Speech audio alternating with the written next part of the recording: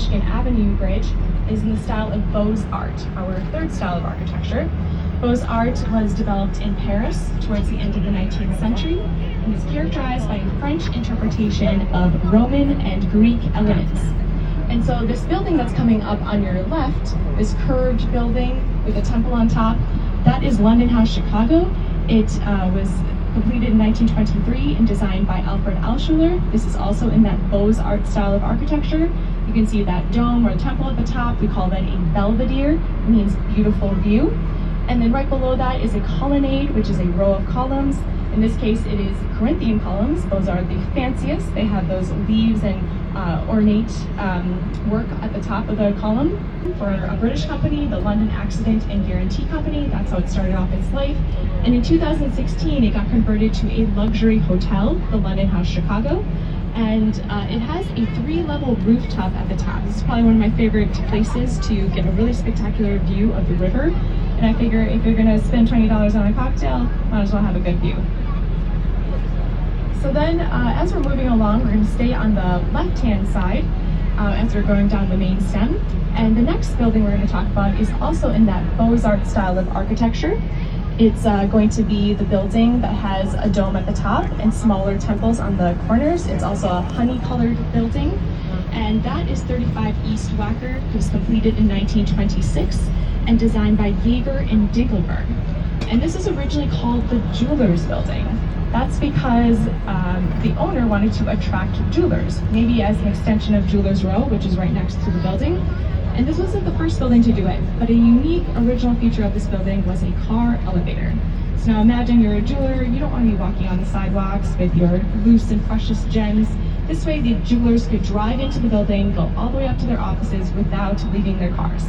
Well, great concept in theory, never panned out. So those elevators were converted to office spaces.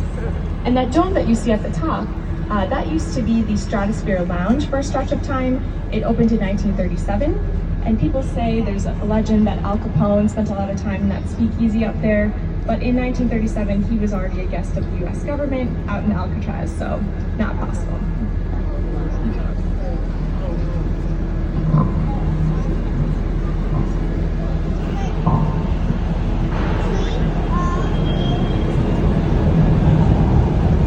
Company, one of the world's most successful advertising agencies. In the US, they have given us characters like Tony the Tiger, Jolly Green Giant, the Pillsbury Doughboy, and this is an example of our fourth architectural style called postmodernism.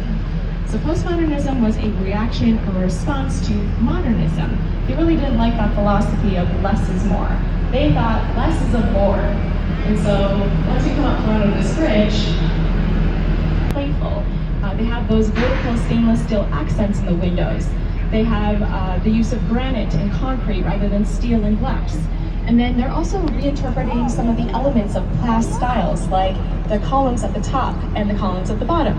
And going outside of that simple box, those corner towers are jutting out from the building, and they're creating 12 corner offices per floor, making some very happy ad executives in that building. So now I want you to take your eyes down to river level, and you're going to see a walking path with a lot of people on it. And this walking path extends all the way from Lake Michigan to the confluence.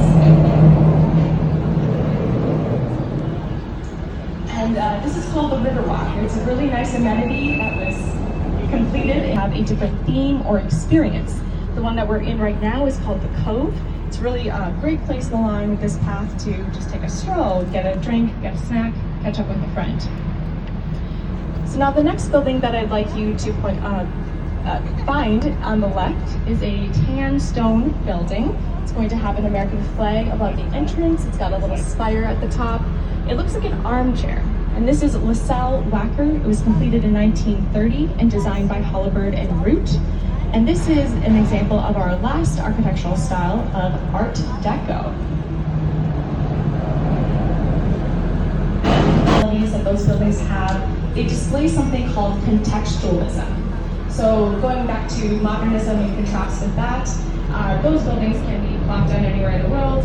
These buildings are designed intentionally for that specific site. just like humans, they want to put down roots where they find a community, a sense of belonging, commonalities with their neighbors. So you're going to find on your left a building that has two towers in the corners at the top, and they have like toothpicks sticking out of them.